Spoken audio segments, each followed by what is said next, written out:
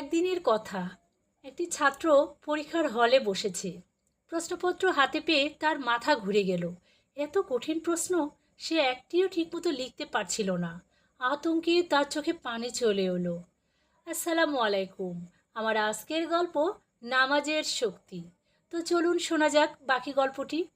হঠাৎ তার মনে পড়ল আল্লাহই সাহায্যকারী। সে কলম নামিয়ে চোখ বুজিয়ে আল্লাহকে মনে মনে ডাকতে শুরু করলো আর বলল, হে আল্লাহ, তুমি আমাকে সফল করো। আমি নামাজ কখনো ছেড়ে দেব না। মুহূর্তেই তার ভিতরে অদ্ভুত শান্তি নেমে এলো।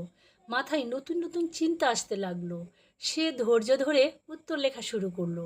পরীক্ষা শেষে অবাক হয়ে দেখলো যা লিখেছে সব সঠিক হয়েছে। ফলাফল বের হলে সে শুধু পাসই করলো না, বরং খুব ভালো রেজাল্ট করলো। সে আনন্দে সিজদায় লুটিয়ে পড়ে আল্লাহর শুকরিয়া আদায় করলো।